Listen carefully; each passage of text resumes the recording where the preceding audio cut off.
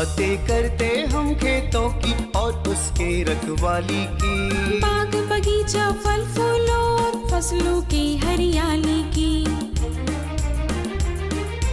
हम बीजों की बातें करते उत्तम जल संसाधन की, हम तकनीकी बातें करते फसलों के उत्पादन की। हर किसान का सपना सच हो जीवन सुखद बनाने को, गाँव-गाँव के हर आंगन का प्यारा सा ये दर्शन। कृषि दर्शन, कृषि दर्शन, कृषि दर्शन, कृषि दर्शन, कृषि दर्शन, कृषि दर्शन, कृषि दर्शन, कृषि दर्शन। नमस्कार, जोहार। कृषि दर्शन कार्यक्रम में आप सभी किसान भाई बहनों का स्वागत है। मैं हूं नमिता। पढ़ेगा इंडिया तभी तो बढ़ेगा इंडिया। जी हां दोस्तों, शिक्षा के मार्ग पर बढ़ते हुए कृषि दर्शन कार्यक्रम के माध्यम से हम खेती बाड़ी से जुड़ी सारी समस्याओं का समाधान आप तक पहुंचाएंगे और आपको सफलता के मार्ग दिखाएंगे। कार्यक्रम की शुरुआत हो चुकी है, तो बिना देर के हम सबसे पहले देखते हैं कृषि समाचार। नमस्कार, कृषि समाचार में आपका स्वागत है। मैं हूं शशि। आइए देखते हैं आज कृषि समाचार में क्या है खास।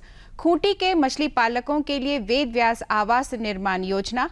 लोहरदगा में गाय भैंसों को निःशुल्क दिया जा रहा है ब्रूसेलोसिस रोग रोधी टीका। मूंग के बेहतर उत्पादन के लिए लगाएं उन्नत प्रभेद पूषा विशाल। अब समाचार विस्तार से। खूंटी में वेद व्यास आवास निर्माण योजना चलाई जा रही है। इस योजना के तहत पक्काहीन आवास यानी कि मिट्टी या घास फूस से बने घर में रहने वाले मछली पालकों को पक्का मकान बनाने के लिए अनुदान उपलब्ध कराया जाएगा। इस योजना से लाभ लेने के लिए उन मछली पालकों को योग्य माना जाएगा जिनकी आर्थिक स्थिति गरीबी रेखा से नीचे और वो किसी अन्य आवास योजना से लाभ नहीं लिए हों। खूंटी के मछली पालक वेद व्यास आवास निर्माण योजना से लाभ लेने के लिए जिला मत्स्य कार्यालय में 20 जून तक आवेदन जमा कर दें।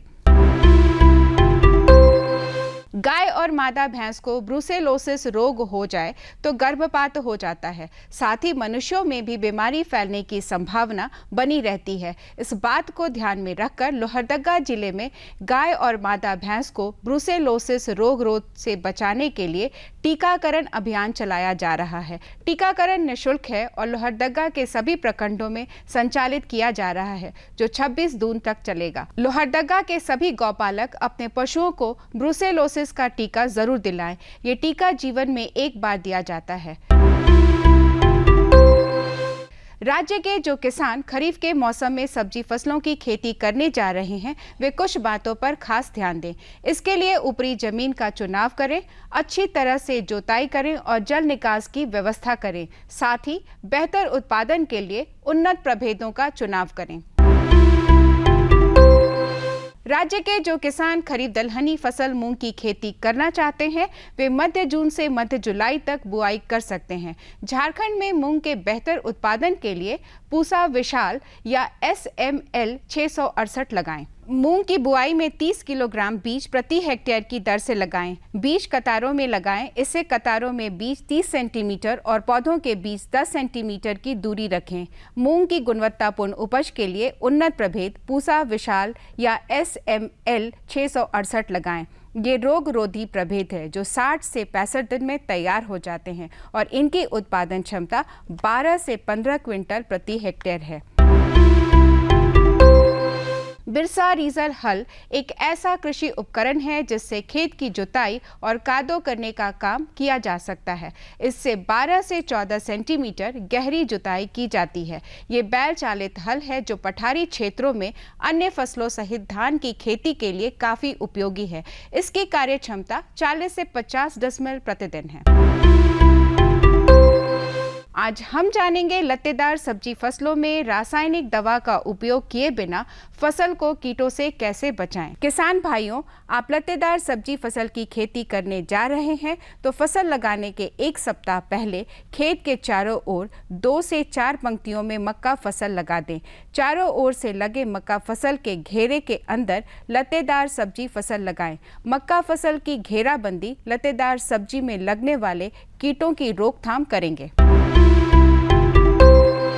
और अब एक नजर राज्य के 5 प्रमुख शहरों के मौसम के मिजाज पर।